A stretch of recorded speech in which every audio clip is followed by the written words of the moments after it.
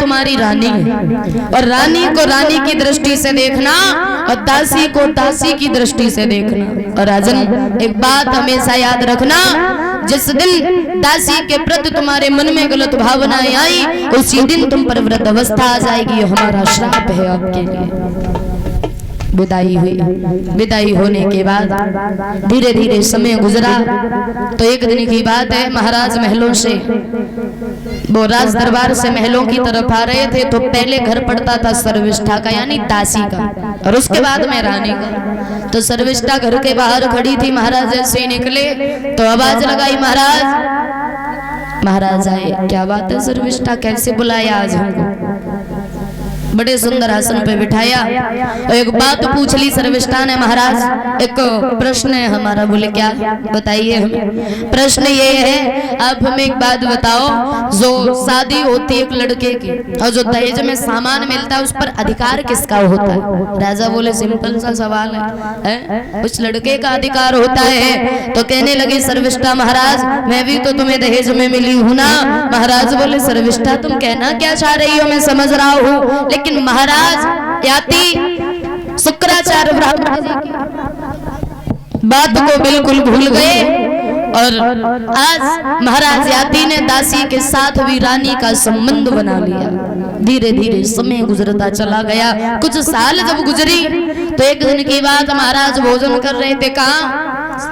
देवयानी के महलों में। और जो भोजन कर रहे तो देवयानी के दो बच्चे थे, तो वो दोनों शोर कर रहे थे, आपस में लड़ रहे थे। और जैसे ही देखा तो महाराज क्रोध में आकर के कहने लगे, क्यों देवयानी, अरे इतने बड़े महल में तुम्हारे दो बच्चे नहीं बनते? और वहां जाके देखो एक छोटा सा घर है, और सर्विष्ठा के घर 3 पुत्र हैं, और जब मैं उसके महलों में जाता हूँ तो मुझे पता नहीं चलता है कि इस घर में बच्चा है या नहीं भी है। और जैसी देवयानी ने सुना कि सर्विष्ठा के 3 बच्चे हैं, कहने लगी, महाराज क्या हुआ? पिताजी की कही हुई बात तुम भूल गए, शायद भूल गए, मैं तुम्हें याद दिला दूं।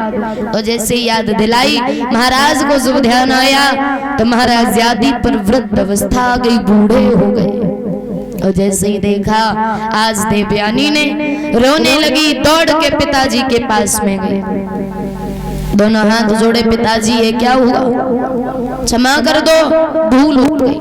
बोले क्षमा करना बेटी, हमारा श्राप ऐसा है, एक बार देने के बाद में वापस नहीं होता, लेकिन एक उपाय जरूर है। कौन सा उपाय है? अगर अपनी जवानी को ये न दे देना तो ये जरूर जबान हो सकते, इनसे बुढ़ापा ले ले और जबानी दे दे, एक ही उपाय है। तो आज देवयानी दौड़ करके आई, 3 पुत्र सर्विष्ठा के, 2 पुत्र अपने थे, 5 को बुला लिया और एक बात कही, सबसे बड़ा पुत्र, बेटा क्या आप अपनी जबानी हमें दे सकते हो? उस बच्चे ने बिल्कुल इनकार कर दिया, क्षमा करना पिताजी, आपकी उम्र आराम करने की और हम बच्चों की उम्र भी खेलने और खाने की है, हम अपनी जबानी तुम्हें नहीं दे सकते हैं। और जब मना कर दिया, 4 बच्चों ने मना कर दिया, सबसे छोटा पुत्र उठ करके खड़ा हो गया, महाराज सुनो पिताजी, हम अपनी जबानी तुम्हें दे सकते, जबानी तो बड़ी छोटी सी चीज है, जरा मांग करके देखो, हम अपने प्राण भी तुम्हें दे देंगे। बोले धन्य है तुम्हारे जैसे पुत्र को। उस बेटा ने अपनी जवानी दे दी और बुढ़ापा ले लिया। तो महाराज ने कुछ दिनों तक उस राज्य को चलाया, उसके बाद अपने पुत्र की जवानी को वापस किया और बुढ़ापा दोबारा से ले लिया।